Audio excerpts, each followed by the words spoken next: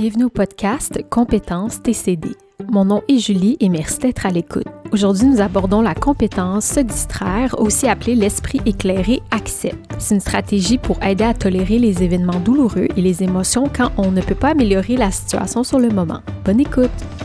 La compétence qu'on aborde dans l'épisode s'appuie sur un acronyme qui est facile à retenir, c'est ACCEPT ou en français, l'esprit éclairé accepte. Chaque lettre, ça représente une famille d'activités qui va nous permettre de détourner temporairement notre attention de la douleur ou de l'impulsion d'agir qui parfois peut être destructrice. A, c'est pour activité, C, contribution, le prochain C, comparaison, E pour émotion, P pour pensée, T pour tenir à distance et S pour sensation. Se distraire, ça permet plusieurs choses. Par exemple, de réduire l'intensité d'une émotion quand elle est trop forte. Ça peut nous aider aussi d'éviter les réactions qui sont impulsives et qu'on pourrait regretter ensuite. Ça nous permet vraiment de reconnecter avec l'esprit éclairé, cette partie de nous qui est capable de choisir des actions qui sont réfléchies plutôt que de se laisser guider par l'urgence émotionnelle. L'esprit éclairé, c'est une compétence qui a été abordée dans les épisodes précédents. Je vous invite à aller écouter l'épisode L'esprit éclairé si vous voulez plus d'informations. Cette compétence de distraction, c'est un refuge temporaire. C'est l'art de détourner son attention de ce qui nous cause la détresse. C'est pas de fuir ses problèmes pour toujours, mais c'est de se donner une pause, un répit. Pour vous aider à vous souvenir des différentes façons de vous distraire, on utilise donc l'acronyme ACCEPT. Vous pouvez penser l'esprit éclairé accepte la situation temporairement, le temps de se rééquilibrer. On va prendre le temps ensemble d'explorer chaque catégorie, étape par étape. Tout d'abord, le A pour activité.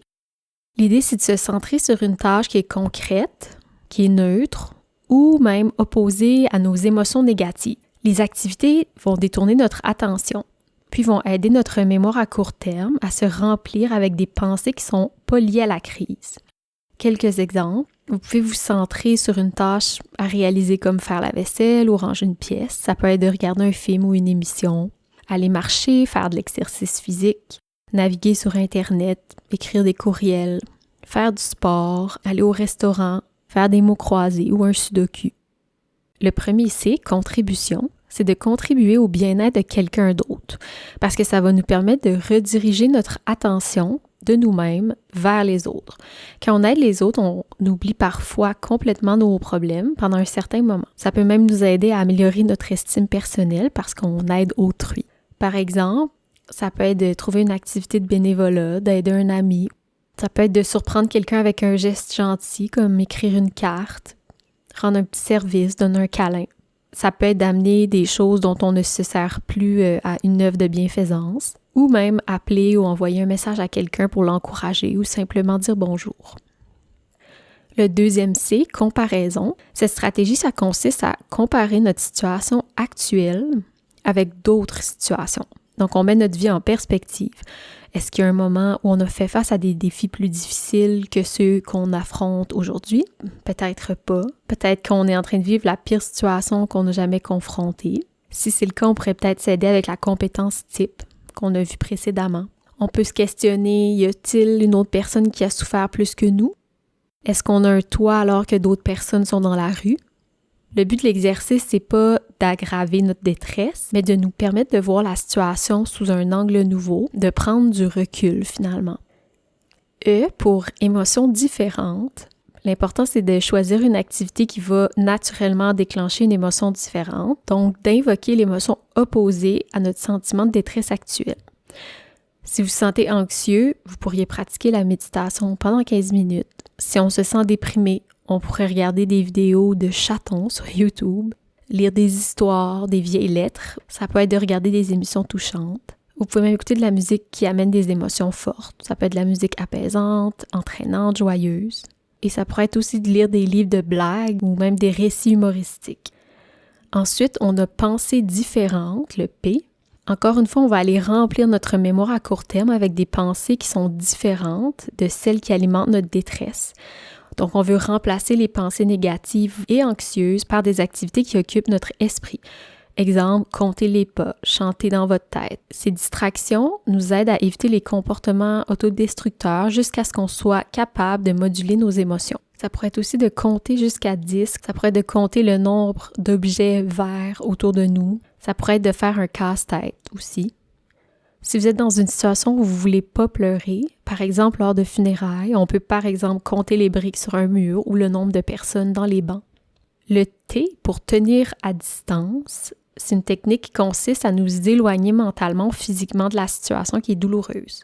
Quand vous ne pouvez pas encore faire face à quelque chose, c'est bon de chasser temporairement le problème de l'esprit. On peut alors repousser en se distrayant avec d'autres activités, des pensées ou de la pleine conscience. Vous pouvez choisir de vous attarder au problème à une date et heure précise, qui n'est pas maintenant, qui est plus tard. Et en attendant, vous pourrez vous détendre et récupérer des forces. Ça se traduit par quitter la situation mentalement en imaginant que vous êtes ailleurs, loin de ce qui vous perturbe, de créer un mur imaginaire entre la situation et vous, de bloquer les pensées et les images dans votre esprit. Ça peut être de refuser de penser aux situations douloureuses pendant un moment.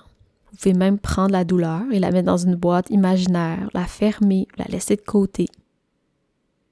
Et finalement, sensation différente, le S, c'est l'idée d'utiliser nos 5 sens pour apaiser notre corps dans les moments de détresse. Un comportement d'auto-apaisement, finalement, qui peut consister à prendre un bain chaud, écouter de la musique relaxante, utiliser une balle anti-stress, prendre une douche très chaude ou très froide, mettre des glaçons dans notre main ou notre bouche.